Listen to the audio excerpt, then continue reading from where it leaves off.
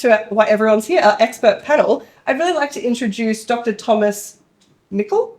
Perfect. Dr. Thomas Nicol from the Full Circle Collective. Has anyone been to the Full Circle Collective just down here? Most of you? Great. Good. Awesome. We have Dr. John McKenzie, and we also have Samantha Burke from the Circular Economy Living Lab. It's a long day. It is. Can we please all give them a really big welcome? Thank you so much. Great. So the reason that we've brought in the expert panel is, as I'm sure you're aware, I don't know much about the circular economy, and I was just talking to them all outside. I would like to tell you all of the information that I have about what a circular economy is and why it's important, but I don't have that much information and I wanted to learn more. So I thought the best way to do that is to bring in the expert. So thank you so much for being here. My first question for all of you is, could you just introduce yourself maybe a little bit more than what I just did, and just tell us all a little bit about why the circular economy is important to you and why you kind of got into that line of work. We'll start with you, Samantha. So I'm Samantha Burke. I studied environmental science and management at University of Newcastle, graduated in 2016, which feels like a very long time ago now. And I've kind of got a broad range of environmental planning and resource efficiency consulting background. And what really I find is awesome about circular economy is that you can be as creative as you want to with the circular economy, especially with the systems thinking. So really thinking about the whole life cycle of a product or of a process, and finding new ways to integrate that and build in all those different values. So that's why I love circular economy. Great, thank you. John. Hi everyone, I'm John McKenzie. I'm a research consultant at the Institute for Regional Futures here at Newcastle Uni. I think if I trace my involvement with the circular economy, at least there's two sort of more recent events. One was being on the Newcastle City Council and suddenly finding myself in a position of being ostensibly kind of a manager of a regional scale, waste management facility. And then at that, making decisions of massive investments into what were basically giant poles in the ground, like billions of dollars over multiple funding cycles. And coming to have to make these decisions with what I found out was a pretty naive understanding of the waste economy. I wasn't uninformed, I don't think. I think I'd seen Craig Newcastle and other things and sort of had some idea about what the waste management was like in Australia, but just the scale of which the transformation that was going to be necessary for us to meet some of those national targets really sort of threw me into a very strong sense of wrapping my head around just the scale of the problem and the necessity of the transformation. And the other angle that I come at circular economy more recently and working on seeing in the Living Lab is seeing the transition plan. The Institute for Regional Futures is really about economic transition for regions, and in particular coal-dependent regions like Newcastle and Nunavut. Seeing the circular economy and economic transition post-carbon very much hand in glove. Not that circular economy is going to solve all of the problems, but there's a lot of intersections in terms of post-mining land use, repurposing infrastructure, as well as some of the skills and locating displaced workforce that really brings both of those tasks, both of those grand challenges, if you like, hand in glove. So those are my two sort of most pertinent applications of circular economy. Well, thank you, John. Thomas. It's a big question, but I guess the way that I understand the most pressing social and economic challenges really of our century can be unpacked or potentially solved by a circular economy frame too. So I've come at it from a formal academic background in economics a little bit longer ago than Sam's career, but economics is a bit of it's a weird lens on reality too. I think it's almost like joining a religious sect in some ways. You're coming in with the best of intentions. You start learning that you have to, there's this one phrase, ceteris paribus, that you learn very early on. That means it's Latin for all things held constant outside of this model. So you have to have this almost suspended faith in everything sort of staying stable outside of it. And it just simply isn't once you start unpacking the pressures of the world. And I think probably the biggest myth that's enshrined in economic conventional thought is growth economics too, that you can just continually ad infinitum keep on growing and growing your economy and no problem. And it just breaks down in time. So I think when you start really unpacking that empirically, you start looking at circular economy for some answers. And I don't want to over labor this talk with a lot of stats, but here's one to start off the conversation. Last year, we as humans extracted resources from the earth in 1 year more than from the start of humanity until 1950. So the whole history of humankind up until 1950, all the stuff we dug up and built and made, well, we did that all last year again. So to think that things are normal and that things are sustainable with just a business as usual approach, yeah, it just ain't gonna work. So whether we like it or not, as humans, we're gonna have to start coming up with solutions. Might as well start with circular economy as the framework. Thank you so much for giving us a statistic to start off with. I think that really sets the scene for why the circular economy is a really important thing for us to be moving towards. So thank you.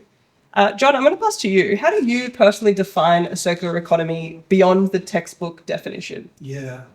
Thanks for asking me this question, by the way. You're welcome. You're in full of people. And I quite like the textbook definition, actually. It's not too bad. I think we're still a long way away from that. But I think, like, for me, on one level, circular economy is just a fancy way to talk about recycling, right? That's the most sort of basic sort of understanding that we can have of it. But for me, the sort of full realization is a little bit closer than Thomas has already introduced. And the circular economy for me is what is possible in the human endeavor once we eliminate the concept of waste. And let's go back a step before that and sort of unpack that a little bit. I often think about what'll be what's the cultural blind spot, the socio-cultural blind spot of our generation, right? Every generation has one. That 2 or 3 generations down the track, people look back and go, "I can't believe you did that. That's absurd. How did you let that happen?" Well, and there's a few, but at least one of them is landfill, I think. And I am not looking forward to my grandkids asking me the question about, what do you mean you just stuck it in the hole? What do you mean you just dug a deep hole, you put it in, you covered it? What did you think is going to come into it? And there'll be generations hence from now. I sometimes think about the archaeologists, 500 years from now, sort of poring over the ruins of our civilization and being really confused as to our obsession with, hypodermic syringes and nappies, because there won't be clay jars. The landfill will be mined. That's That will be ducted that's through. right.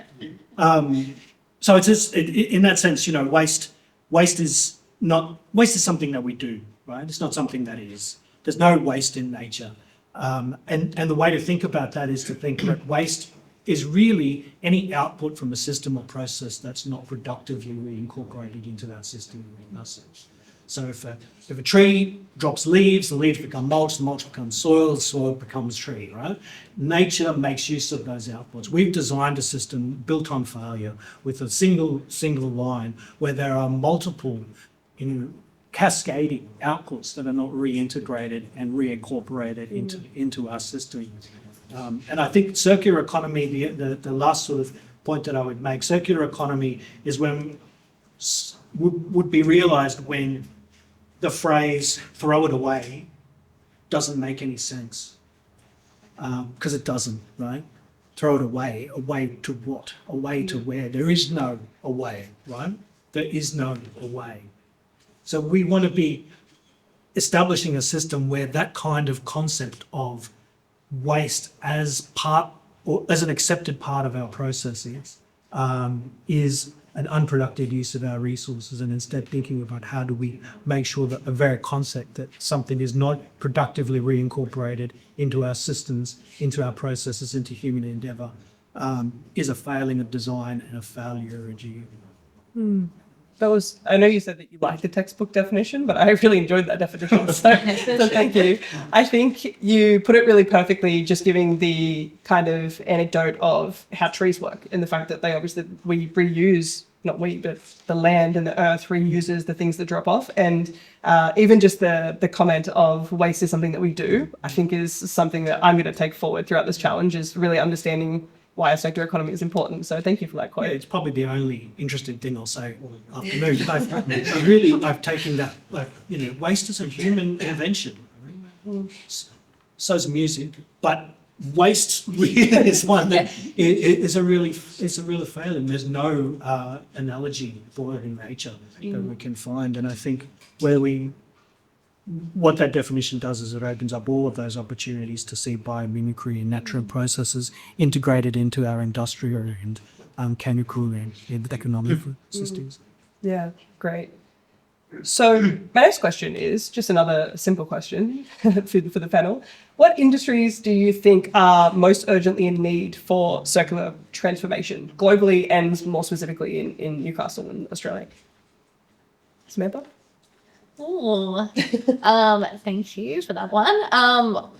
Going back to how circular economy for me is to avoid residual waste. So when we think about systems, removing the linear part and actually turning it into a circular part, is to look at what kind of problems we have. We have problems with our landfill. We have problems with excessive organic matter and food waste happening. That also comes from over consuming and over ordering and things like that. But possibly to look into like the future of renewable syngas and things like that regenerated from food waste and organics, while also having a lot of different other feedlots outside of just the syngas to also use for like fertilizer and all the other things as well. So kind of having that interconnected system that services not just one value, but to have it service a lot of different other avenues. So I could see that being like an energy connection to the use of residual waste into that solution. Ooh, it's a really great point. Thomas, did you have anything to add? Yeah, look, I would say if you can pick any industrial sector, just go construction, building and construction, number one. In terms of carbon emissions impacts and the actual material volume of the industry and its waste and streams, start with that one. But it's also interrelated, like all things, to transports, to food economies, and. What's good about the agriculture and construction examples is that they're really low-hanging fruit. These are industries where we have plenty of the technologies and the materials that are used in both of those really lend themselves to circularity. And you can see that in, say, the Bega Valley Circularity Precinct, built on an agricultural foundation. Even locally, some of the most well-established contributors to circularity are, the second-hand stores and the demolitions and all of those sorts of things from construction waste. That's really big, Vicky Bragg, these sort of organisations. Already those are, low-hanging fruits in terms of how readily they can and how they are already contributing to a circularity in economic process. That's a good point. I was going to ask the follow-up question, which was, obviously there are industries that are the most in need, but sometimes the most in need industries aren't the easiest ones for us to tap into. So do we think that even the ones that are the most in need of that circular economy principles are they the easiest for us to kind of start developing that in, or are there low-hanging industries that we should probably start in? I tend to think building and construction is still a really good place to start, just because of the volume of it. And there's so many different opportunities in different ways and different strategies and different materials that you could apply to that sector. It's just such a huge portion of the economy, and really in terms of, say, like the carbon emissions responsible for building and operations of the built environment was scratching over 40%. So that huge impact is also scope for a lot of opportunities working in. So I would still put that Great. top of this. It's good to know.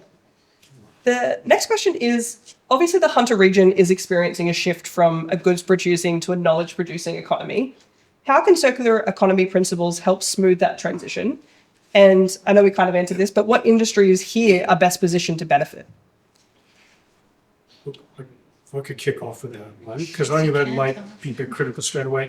I think notions like, a knowledge economy and a real economy can sometimes be a bit of a distraction because in some ways I want to say something like it's the materiality, it's the materiality of all economic activities, I think, that really is worth focusing on with a circular economy base. So in terms of, not like, what do we mean by knowledge economy? Do we mean like clever people sitting in front of a computer and typing out ideas? Like, probably that's some sort of image of it. Okay, well, what's the supply chain for semiconductors? What's the supply chain for silicon microchips, or the office that you're working in, or the laptop? Like, semiconductors has such a complex, highly high-tech global supply chain that's extremely material and extremely energy intensive. So I guess that would be my opening point, is that there's problems to be solved in any sort of industry or any sort of economic activity thinking. So,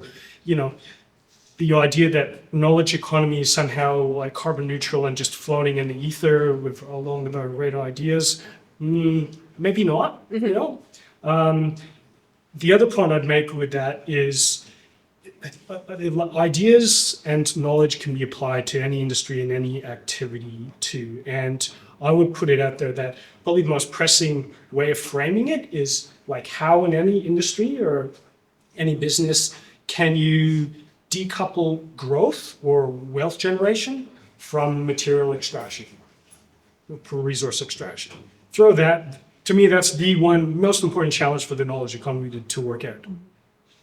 Everything else is sort of details. I don't know if that's dumbing it down a little bit. No, it's a great point. And I also I think it's important to have people like yourself who are very passionate about that. So I really enjoyed that point. Thank you. Can I pick up a little bit on that? I guess like it is an interesting divide, the sort of goods producing versus the knowledge economy, because part of what is attractive about the circular economy sort of framing is the potential to reinvigorate the goods producing dimension of of places like Newcastle, which historically have made things and built things and haven't been so reliant on an extractive base sort of on economic structure. And I think those are the sectors which we have seen in places like Australia, in places like Newcastle, that have had the biggest sort of decline in employment opportunities as some of that sort of manufacturing has moved overseas. But what a circularity lens does offer is that new material material pathway to reinvigorate some of those advanced manufacturing opportunities, which are necessarily tied to the knowledge economy, because many of the processes that we need in order to make use of that of what we have considered as waste into productive resources is going to take processing, testing, prototypes, new ways of thinking, new ways of doing, in order to produce things in a different way and for a different ends. But the more sort of specific things that are available locally that allow us to sort of think about that transformation are the repurposing of former mine sites and power stations that have transmission lines, that have workspaces and infrastructure, train lines and so forth, connections to the port, that are going to be looking for reuse, adaptive reuse, as we move increasingly away from the coal-dependent economy into and what better is a point that I stole from you, actually. What better way of demonstrating the circular economy than reusing our existing assets to be the basis of the transformation itself? Looking at those, there's land uses that have been, dedicated to the coal and fossil fuel industries, and rethinking about how they might play a different role and different function in a circular economy space, and in that kind of innovation space, that innovation opportunity space that comes in the early stages of circularity. Yeah, great. I think that's a perfect segue into our next question, which I'm going to pass to you, Samantha. It is, where's the biggest blind spot that you see in current regional economic development strategies when it comes to circularity?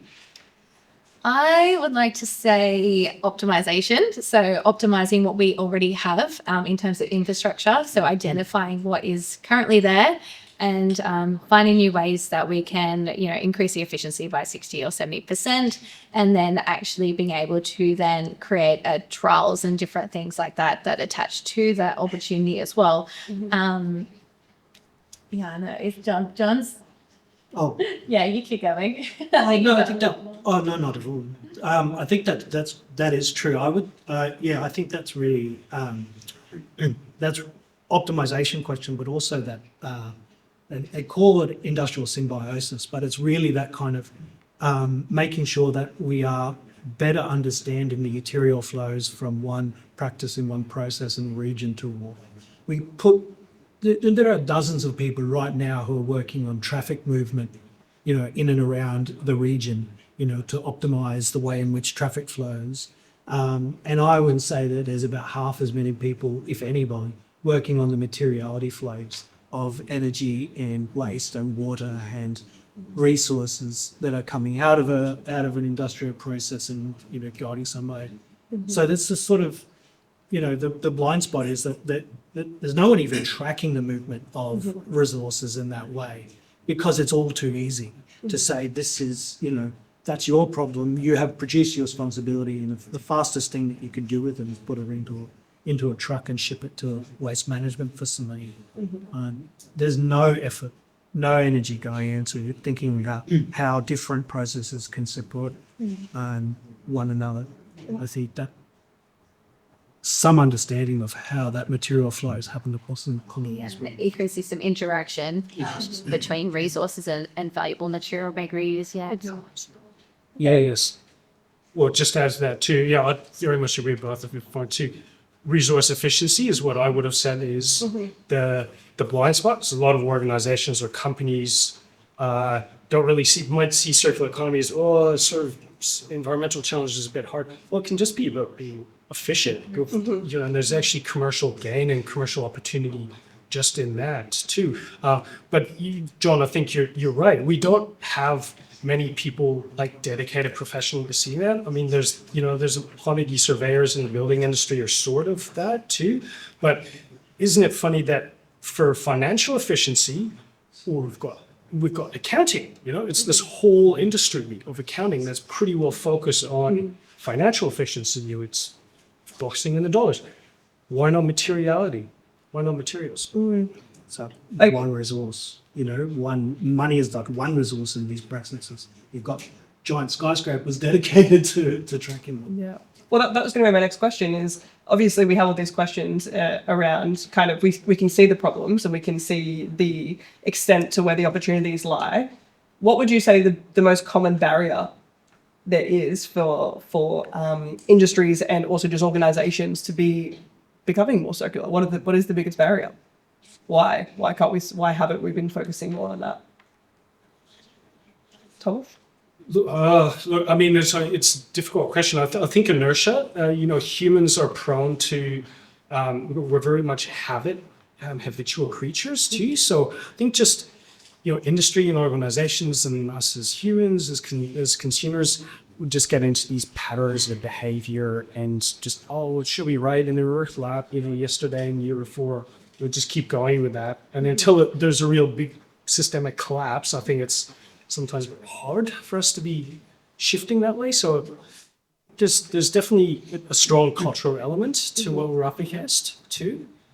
Would that also then lead to like an educational piece and people just not really understanding the effects of not doing more circular? Sure. And I also think the economy has just a sort of a nasty way of just catching up with you, where you just have like collapsing ecosystems or supply chains that don't work anymore or get really, really expensive really quick. Well, humans will then be forced to work it out, work out substitutes. I keep looking at you, Jess, because it's a classic example, I think, like Justice for Resourceful Living and plastic recycling. But I think it's a classic example of, just look at softwood supply chains going in the price of the borders, keep using it until all of a sudden, like, I think there will be a bit of a tipping point. Well, if we've got valuable resources that are waste, why don't we start using them as substitutes? Yeah, there's a huge gap in the way of, businesses as well leading the charge by putting a valuable resource, in to look at almost an audit of their supply chain, of their energy usage, their water usage, and all of that is connected to the circular economy. And through having that dedicated resource, they can identify those opportunities. If there isn't anyone in the room, or if there isn't anyone in a company, how are they going to know where to start, on their net zero or circular economy journey, especially in their supply chain? So also that is really important to have those advocates or someone who's really championing that in a organization. So, yeah. Well, actually, my next question was for you as well. And it's, in your experience, what are the most common misconceptions that you've seen that businesses have about the term waste as a resource? Because I think that we all probably have an assumption of what waste as a resource means, but I'm sure that there are some people that take that the wrong way. And so do you have any misconceptions that people have? Because if people have them here, we can kind of... Yeah, it does take me back to when I was doing waste bin audits for cold calling businesses, knocking on their door and saying, can I look at your bin, please? And I'm going to take some photos of your bin as well and do an audit for you. Not to mention I had a New South Wales EPA high vis on, and they almost ran for the hills. So wasn't a regulatory body for that, but it was more of an education piece. And when they found out I was not the regulatory body of the EPA, they told me a lot of insightful things, including, I'm a lawyer and I go to my family farm and burn all my documents in the bonfire instead of putting it into recycling. So all these really insightful things about, I use my waste as a resource. I've really heard almost every single thing about what they do as a resource. So you've seen kind of just burn it up at your family farm bonfire, or your legal documents, or there's some different organizations such as like Origin and Raring, where they're really planning on using their fly ash into repurposing that as a supplementing material for Portland cement. So they've been able to, most concrete cement at the moment, or concrete actually does have a percentage of fly ash in it because it's economically viable. So that's really exciting for us, as well as I think that also comes from a lot of legislation or regulation around how much Portland cement can actually be produced before they get earth and pine. But yeah, it all kind of works in together. There has to be the carrot, and as well as a little bit of the stick as well, to make sure that is all balanced, in my opinion. But yeah, there's plenty that can be made as a resource. Even I think recently there's been discussions about making biochar as batteries, which is quite incredible. Yeah, interesting. So anything's on the cards. Yeah. Thomas, do you have any of misconceptions that you've heard as well? I'm sure even just customers, maybe they come into the Full Circle Collective. Have you heard something? Yeah. Look, maybe it's a bit what you were saying, John. Even the misconception of the term waste, I think, is one to start with too, because it is just this cultural tag that we've put on something that really isn't waste. To even continue to call that, I think, is a misconception in excesses. Yeah. And they have been talking with like the EPA a little bit, and they're saying that they're working around changing what the waste definition is, which is really exciting. Nothing should really be labelled as a waste. Great. Yeah, that's a really insightful point. Thank you. So, Samantha, having worked in both local government and the private sector, where do you see the biggest gaps in circular economy policy and implementation in Australia, if there is any? I would find it definitely being in procurement. Anything that you can attach a monetary figure to or a target in terms of your procurement, supply chain is so beneficial. So I've been really kind of working, when I was at council, working on trying to get local suppliers that have recycled content or circular economy attached to them, and doing trials and working into those existing projects. And I found that not only was I kind of hand-holding the project managers and people doing the construction, but they actually ended up doing more than what I expected them to do, because I think they were part of that journey and knowing that they were doing something good rather than and they using an overseas supplier that they didn't have any connection to. So I really made sure that they were really connected in terms of a relationship as well. Yeah, understood. Either of you have anything you'd like to add to that? Yeah, it goes a little bit back to the earlier point about barriers and there's sort of this lingering sense in procurement environment or in purchasing environment that a circular economy or a circular or recycled solution, you've got no guarantee of the supply chain, or it's volatile, or, it's risky, you don't know what you're getting, it's more expensive. And I think that part of that is the reframing, and it's happening as we go, where sort of, as we've seen greater volatility in global markets and supply chains, actually perhaps a local solution of a recycled product isn't where the volatility is a more reliable supply chain than be concerned about, whatever Donald Trump has had to drink that morning and what he's announcing and what impact that's having on global economic prices. Actually, that's not the risky, the riskier one now is relying on virgin materials and new products or international supply chains, which we've seen disrupted time and time again, from natural disasters to global pandemics to, demented trade policy. So I think really just we're in this sort of space, too much, this space where reframing the circular options for things like procurement, driving those decisions is actually, flipping the discourse on its head and saying, actually, this is a much more meaningful and much more reliable solution than we get by relying on the vicissitudes of the market. Yeah, it's a great point. We're taking a little bit of a detour. Thomas, I just wanted to talk about the fact that you're obviously a startup founder, right? And kind of a lot of the questions that we get from people who are, in the early journeys of being a startup founder, not specifically in clean tech, but in any other industry, is that they know that they should be focusing on making their business, more sustainable in a climate sense.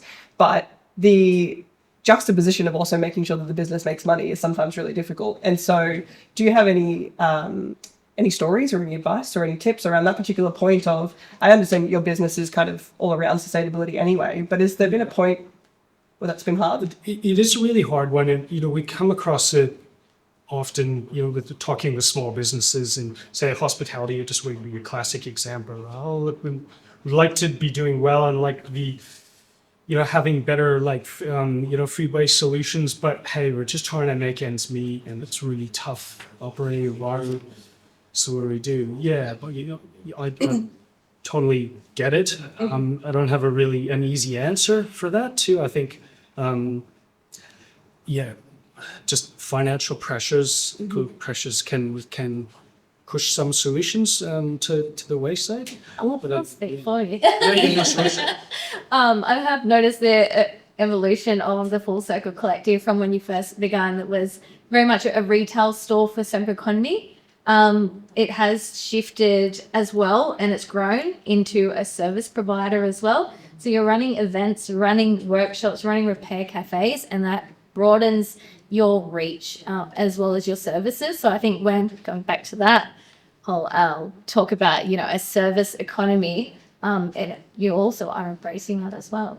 Yeah, sure. Yeah, not to dwell on our example, it's just one micro example amongst, a lot of other businesses and industries out there too. But yeah, we have definitely worked on diversifying and just being realistic with how you can just earn your keep and keep going too.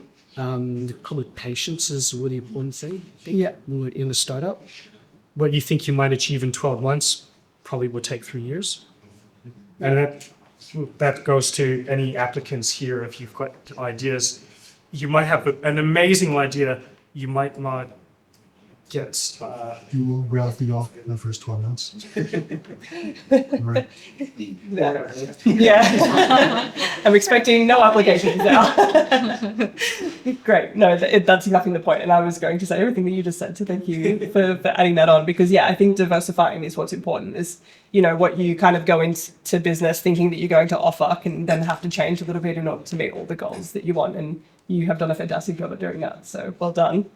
Samantha, how can initiatives like the Circular Economy Living Lab better partner with startups to scale sustainable innovations? So, if we're saying that sometimes it is a bit hard because of all these different limitations, how does the Living Lab help? Yeah, it can get quite overwhelming. So the Living Lab can really help in terms of just having a one-on-one chat with myself. We have a connection between academia, industry, small businesses, large businesses as well, and we're planning to keep on expanding that network so that we're able to reach out to certain markets that you may not be able to regionally, and start those conversations with, hey, we want to do a trial, or would you be keen to test this product? And get in front of them and ask them what's really important as part of, especially the industry partners, what is important for their procurement and sustainable initiatives for that year. So we might be able to actually help them align to those initiatives for the next year, while also supporting, the students and the innovators. And how early could Bigger come and kind of have those conversations? Anytime. Yeah. Anytime. And we will try and also find some grants and different funding as well with you. So you're not alone. Yeah, great. That is a perfect segue to my next question, Thomas, which was, could you share any lessons that you have from securing funding through the Youth Climate Action Grants program? And could you kind of explain what that is? With the Youth Climate Action Grant is one funding source from City of Newcastle that's we're successful with a few projects recently. And Taylor, maybe I'll just expand that out too, because it is just, that's just one funding bucket too, but even looking for grants in, from a wide range of different organizations out there. Again, for any of you out there thinking about coming up with a product or a project or something like that, have a look around. There may be a grant that fits in with what you're doing and could be that little bit of boost.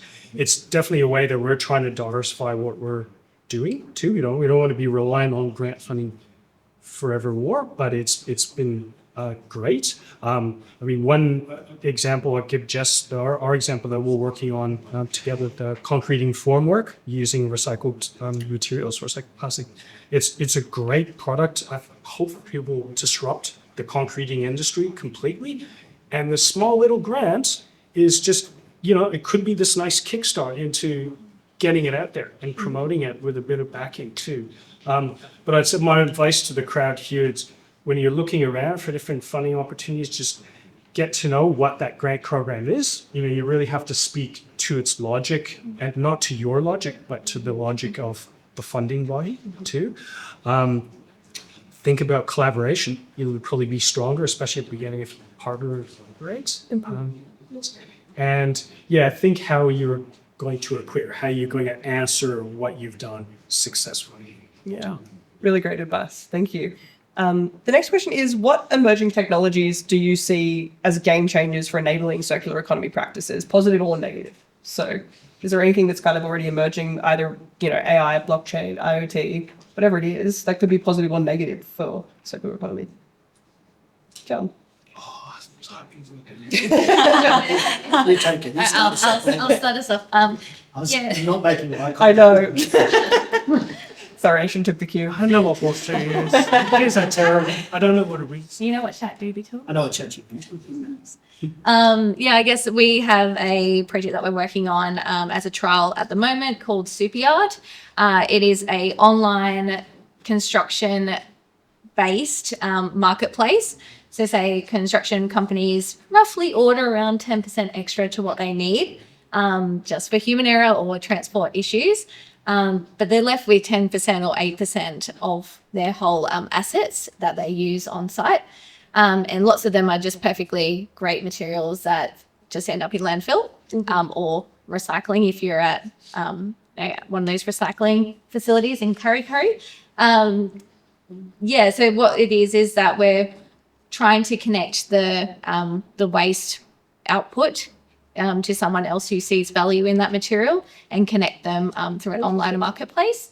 So they've currently got it public, but we're working on them having internal. So working with large businesses or councils that is a little bit more risk averse to be providing those assets outside, but to be sharing economies through a Facebook marketplace kind of enabled platform was being Fantastic. significant. So I think one of the projects we have on there is the reuse of timbers from a old timber bridge, which has got really hardwood timbers, and to potentially be reusing them into another council project in maybe Catherine Hill Bay. That is the plan for the meantime. So that will save a lot of money, and we're planning on capturing that value for money as well by reuse. Yeah, so I'm really that's been glad that good. you mentioned that, because I could guarantee that there'd be someone who was probably thinking of something similar for the Grand Challenge. Nice. So you mentioned it. I can be like, nope. There is one example which I don't begin to understand, and someone here will know better than I do, but the digital passport, material passports that are been sort of baked into the new EU circular economy plan, which is really about being able to trace it's sort of what we were talking about earlier about material flows, being able to trace the story, where something has come from, like through to its endpoint in a way, so that you've got that reliability of information and that understanding and that narrative of where products have come from. I guess there's sort of, feels to me like Internet of Things type opportunities existed around smart things and that sort of, those sorts of things, in terms of getting better understanding of what waste is going where and how much, that we don't have to have you going through, rummaging through people's bins anymore. It seems like those are good opportunities to better understand what our waste streams are, where they're, how things are being separated, presented in a way, so it's not just ending up in one of two locations again. So it seems to be a lot of opportunities there. And even just the communication that we were talking about, the sort of someone who has, just the ability to and we've seen it with the sharing economy and the massive sort of expansion of those platforms, the ability to everything with Facebook Market there, be those disruptive kind of communication tools and exchange tools that allow people to say, I've got this, I've got 300 tyres I don't know what to do with. I actually need, X amount of rubber to do this thing that I'm wanting to prototype. The matchmaker concierge service that we sort of are missing in terms of people having a product or having an output, waste, and they don't know what to do with, and people lobbying input, not knowing where to get it from. So there's certainly going to be some digital opportunities to invest in question here. I guess on that point, do you see any other ways to kind of measure success in a circular economy initiative other than just, waste diverted from landfill? What are the other ways that people who are building an initiative or are starting a startup in that kind of area can measure their own level of success or impact? There's some very good frameworks already out there developed by very clever people over many years and decades. Material flow analysis is this bit of a buzzword of how to actually map material flows through an economy, and life cycle assessment is what either LCA is what you would be using more at a firm level or organizational level or a product level to be understanding that the full production cycle or life cycle of that brew. So I think it can be quite complex. Measuring something as simple as a table is crazily complex, really, when you get into it. But yes, there is a framework there for measuring "quote unquote" success, circular success. Don't try to, and that's just something else to put out there. Don't try to reinvent that whole measuring stuff. There's some clever people doing a lot of work in that area. Yeah, great. It's great advice. Ben, did you have anything to add? I would say, just even from my experience doing private and also at council, is I was doing life cycle assessments for the reuse of different products, so I could talk to someone and say, let's use it on this project, and using the carbon emission equivalent to kind of acknowledge that it's not being produced again, so therefore it's being reduced, so the emissions are already kind of taken, and it's awkwardly like zero at the current moment, instead of comparison to obtaining a new product.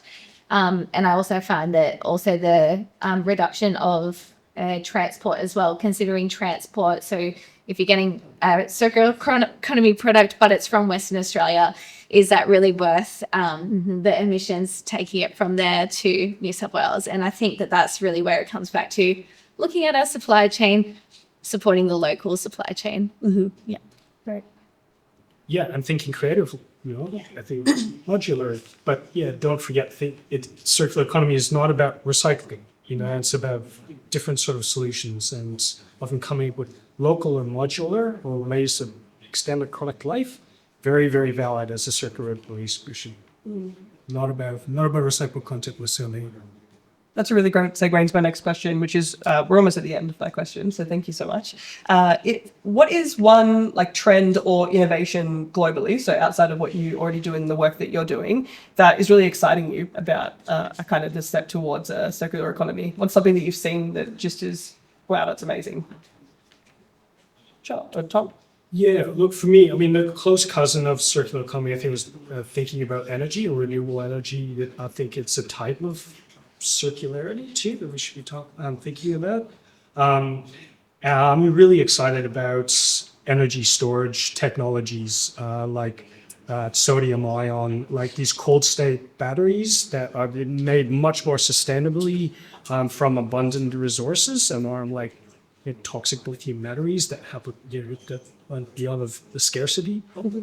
I think once we as humans can crack storing really efficiently and sustainably storing energy cheaply, things just open up.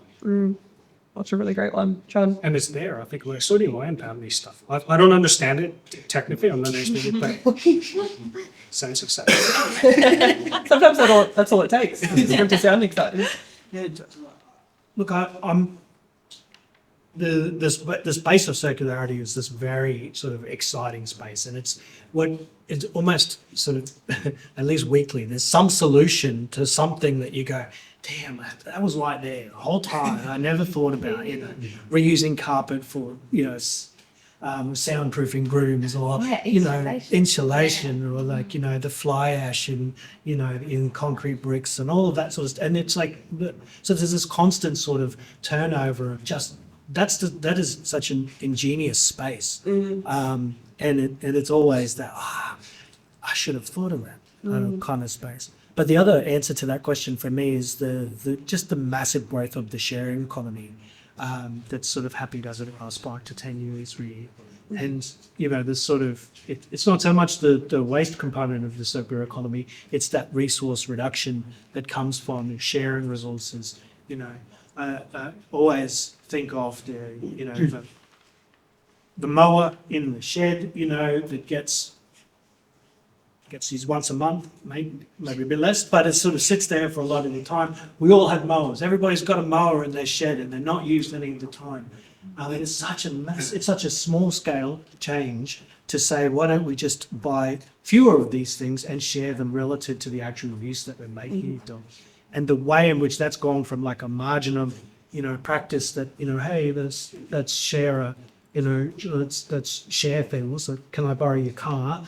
To an actual sort of really fundamental part of the informal economy now, informal economy. Really is, I feel the sky's the limit for the way in which that's going to have an impact on our resource use and extraction over time. Yeah, that's a really great point. Samantha. I think for me, it is the shock at what people can come up with creatively. There was a restaurant in actually the South Coast that had everything on their menu was composted, either composted or they've reused their waste from their kitchen into their cocktails. So that was shock horror. Did you go? I went, yes. I loved it. And I think the enthusiasm, the insaneness, the creativity also inspired me to think outside the box of traditional, let's, recycle this back into this. It doesn't have to be, it can be what you make it. And that has kind of inspired me to look at different ways of dealing with a residual waste or even increasing efficiency for a much, more prisoned lens, especially after that experience. Yeah. So that was really cool. Yeah, I love that. What I really like is that I only have one question left, and it's I'll get to it. It's about some advice that you have. But what I really liked about all three of your answers was that it kind of to me anyway, gives everyone in the room and everyone who's going to watch this to submit an application for the Grand Challenge a good understanding that they could have a very complex understanding of the circular economy, or at a bare minimum, just be looking at the way that they do things, and they still have a chance of being able to make a difference or an impact. And that's so important for us to be able to solve such a complex problem, is just allowing everyone to understand that no matter what stage or knowledge they are in understanding, you know, net zero and circular economy as a topic, they can still be involved and make a difference. So I didn't even prime that, but that was really well done. So thank you. So just one last question from me is, obviously, this is part of our Grand Challenge series, and I'm sure there are many people in the room who are just here because they're interested in this topic as well. So looking at it from both lenses, what advice would you give to, you know, people in the room, people who are young professionals or students wanting to submit an application about starting their journey into creating sustainable initiatives or businesses? What advice would you give them? What do you wish you knew? Those kind of things. Some. Taylor, maybe just riffing a bit off your last comment too. I would say you can come up with solutions, big or small, in any setting that you have to. So I think there's circular solutions for, say, if you're a hairdresser or construction worker or an accountant or wherever. You know, you can find something to a problem in that sphere to apply circular thinking towards. So not thinking of circular economy as the separate phase. Well, maybe I'll go do circular economy out there. I think it's just looking around you. The problems that every day, almost mundane material problems we've got right now. They're almost the best solutions. They're almost the best solution, the real practical ones. Like the cocktails. Yeah. They were tasty. And I didn't die. The hairdresser one, I was just trying to think, you know about this more than I, but hairdressers using, like, there's this pile of hair at the end of the day that they have to... I actually audited them. Yes. Back when I was in business. Hasn't someone come up with a way of using the hair to... Into making natural boom nets for the Great Barrier Reef to soak up oil spills. Yeah. So yeah, I met Paul, 10 years ago, when I was a green bin auditor. And yeah, he was just starting, and he only had probably about 10 different salons in Marrickville. He had a small little site, and I was just ballsy, and I just went, no, I'm going to audit you. I'll help you out. So I helped him get quite a lot of bins and infrastructure so that he could roll it out to more salons. And it's an incredible story. He's phenomenal. But yeah, they recycle about 98% of all of their salon waste. Wow. And because I guess it is each person pays for that extra bit of, I care about what happens about my waste and the chemicals and everything like that. And they can systemize that in each salon. So almost a cut and paste solution for every single salon, which is, phenomenal as a service as well. So that's a service, it's recognition, and it's the wow factor as well, because I want my hair to soak the oil up in the Great Barrier Reef. Yeah, that's a really fantastic initiative. Thank you for sharing. Yeah, I think just again, sort of extending, start where you are would be my piece of advice. There's no shortage of those kinds of opportunities and those kinds of just creative out of the box thinking. And it's not, there's the other side of that is you don't have to ask for permission. It's not like, there is a separate circular economy and another economy. We're all going to be, you have to make a decision to join like it is just one economy, and there is so many opportunities for those circular solutions to be integrated in creative ways that deliver some of the benefits of, waste reduction, of course, but, job creation, new industries, new opportunities, carbon reduction, less oil spills in the Great Barrier Reef and every other thing. So, thinking about where you are and thinking about your own sort of habits and practices and wondering what you're going to do with this particular thing that you've generated over the course of your day might just be enough to spark a bigger conversation about election. Why do we always do this? Why does this get thrown into this location? Yeah, I think that's just a really great point for people to kind of take away, is start where they are. And so if you are submitting an application to the Grand Challenge and aren't really sure where to start, I would just encourage you to kind of do that for the next week and just kind of take a little bit more notice about what's happening around you and kind of make notes on it and see where the problems are and why do we do things like that. So it's really great. Thank you, John. Snapper. I would say spend 10 minutes trying to write every single thing that you want in your head about your initiative on a piece of paper, because lots of brain dumping is very good, therapeutic, and then have a look at it again in a couple of days and then just refine it, and then start doing it, start trialing it. I guess, depending on how legal it can be without a business or anything like that, but just get it done. You'll learn so much more by getting in and doing the task than worried about what people think or getting a survey of how people are going to respond to a product. It really is, you don't know until you try it out and give it a go. Yeah, that's great advice. Thank you. We've given a massive round of applause to our players.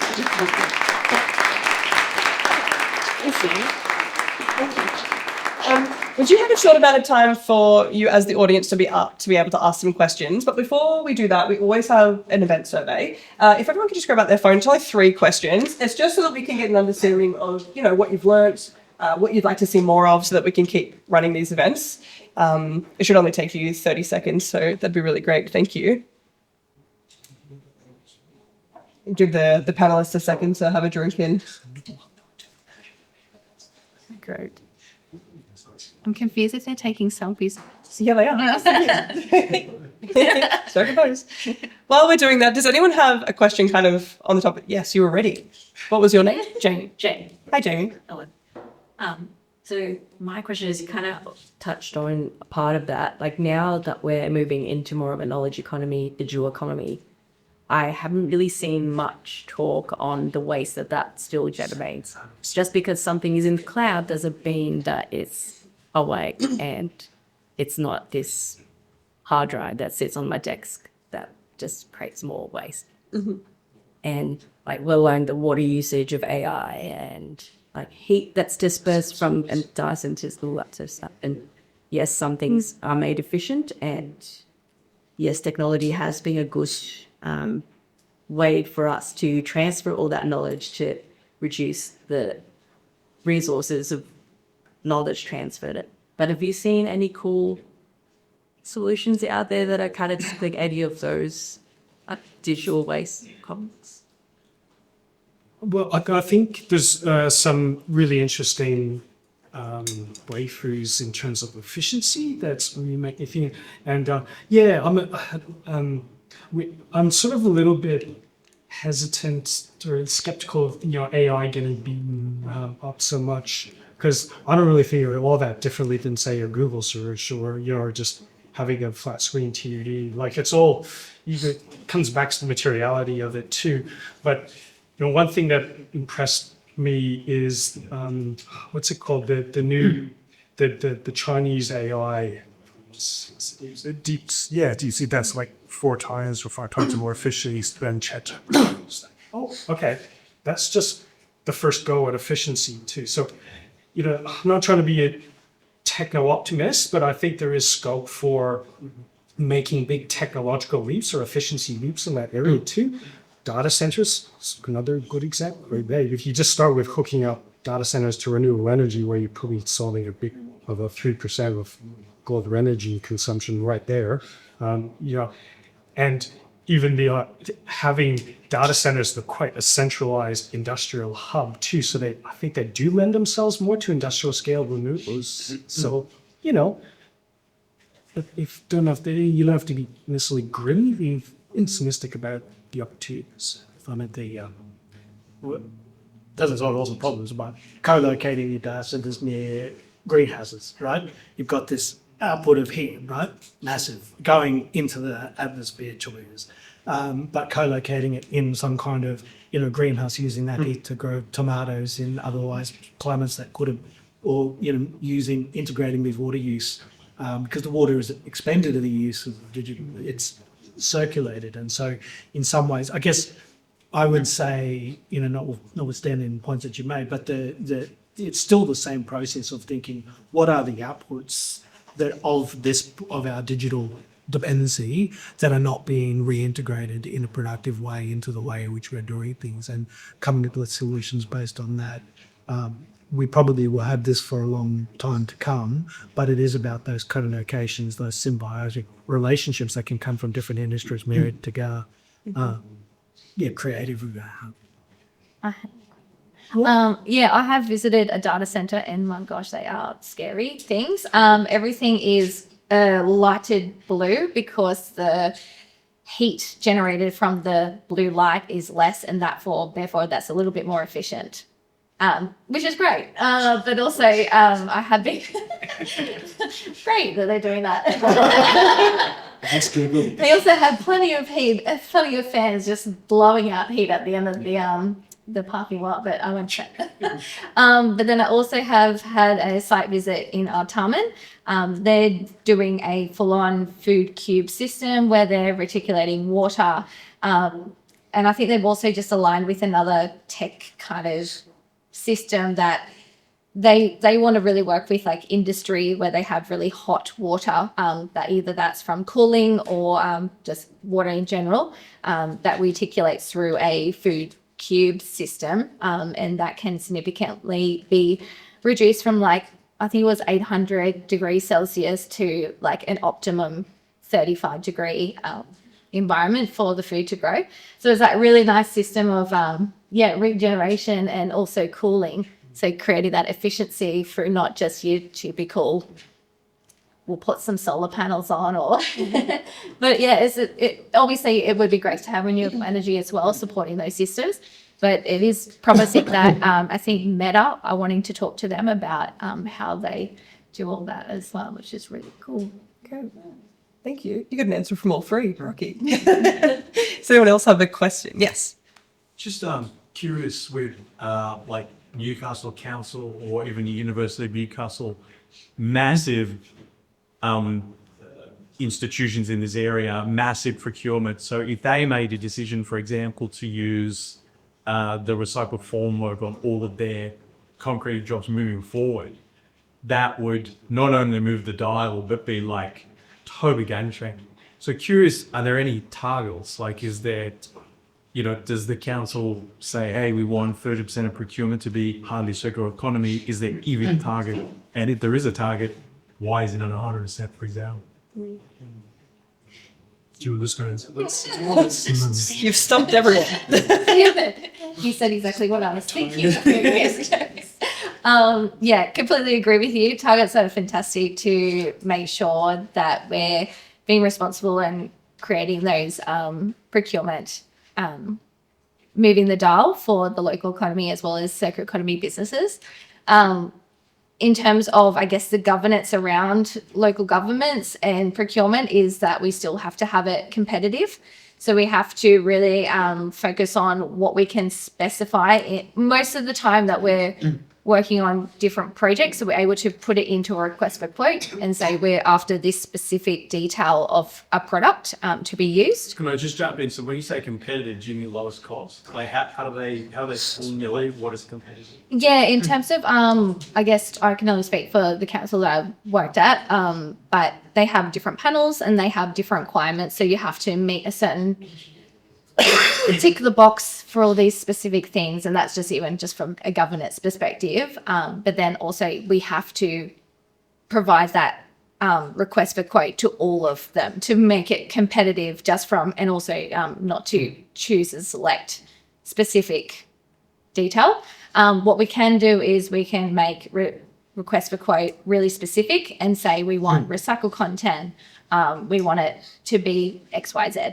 So it really does push the market to actually respond for all those different people on the panel to go, oh, all right, this is what they're asking now. It's time for us to switch up our products too. So that has been a signal that we've used in the past. So that election to use recycled content, is that like your individual choice as a procurement officer, or is it a government policy? Yeah, so that Council policy. it is just being trialed at the moment on a project level. Yeah. And just that kind of behavior change as it goes. But I think, following on from what you said earlier, Sam, I think government procurement is a really important game changer too. I think there are some really great policies out there, especially from Australian government and New South Wales government too. And never mind just the uni or the council. I mean, yes, if local government all pool together, $16 billion a year in procurement. But if you pool all government expenditure across the country, you're hovering around $250 billion, upwards of $250 billion per year. So I think there's some great policy. If you just Google, with renewable energy, Google it, sustainable procurement policy, Australian government stuff. Looks great on paper. I think it's actually just translating that into real spending decisions back at you. Could I throw a bugbear into the mix as well? There's regulatory standards that councils and other large-scale organisations have to meet when it comes to construction, and particularly things, and Sanders Nix, but even things like pavement construction has to meet certain standards and requirements, and councils and other organisations are bound to follow those. And so there's sometimes a regulatory gap between what's possible technologically to introduce circularity and meeting the requirements under those construction standards or development standards that haven't yet caught up to where the industry is. And this is not just about circularity. I think people will find this across almost all industries, that the innovation is leading and governments are falling behind. And the fly ash is a good example, because people are happy enough for it to be used in lawn, playground furnishings and that sort of stuff. But once it starts to get used in roads and pavement, it has to meet a standard which doesn't yet exist. And so it's almost like making a road as you walk. You have to do the sorts of things that the Living Lab is doing, which is actually proving up the capability of the recycled material to actually meet the same capabilities as what the existing standards are. So there is there's a will question, but there's also regulatory barriers that exist that make that not as straightforward as what might. So does that mean there needs to be more investment at that stage to kind of prove it up quicker? Yeah, and Who would provide that investment? that's right. So that's a government, like a state or federal government priority in that regard, and it's a co-design process more so than waiting on regulatory standards to sort of evolve every 7 years or however often these things are updated, but actually opening it up. On one hand, you've got our national policy directives around waste of like 80% resource recovery by 2030. That's the federal government's policy. And so, well, how are we going to get there? Well, that's up to you. It's sort of, under-resourced, all of these levers that are available to be pulled aren't being pulled, just an expectation that will happen. And I think if there is a forward in momentum on that, it has to be government, industry, innovation, working hand in glove to ensure we deliver those products on the ground. So that 80% is a policy? And where are we currently at? 50, about 50, but Not bad. yeah, but it's been 50 for It's not. That's not oops. no. We've only got 5 years left. Yeah, look, it's good to put a number Just to be on clear. a policy document and say this is what we're going to do, but it's easy to do if you're not, resourcing the establishment of the facilities and funding the legislative research that needs to be put in place to actually deliver it. And don't start. But there's a lot in that, but there's a regulatory and financial shortfall that means those procurement decisions, even when they're more cost effective, or even when they're more, support local suppliers and all of those things that communities and others might be wanting to do, just can't be achieved because of the lack of regulatory compliance that has to through. Thank you. We unfortunately are out of time. That's okay. Can we just all give a massive round of applause again to our panelists? Thank you.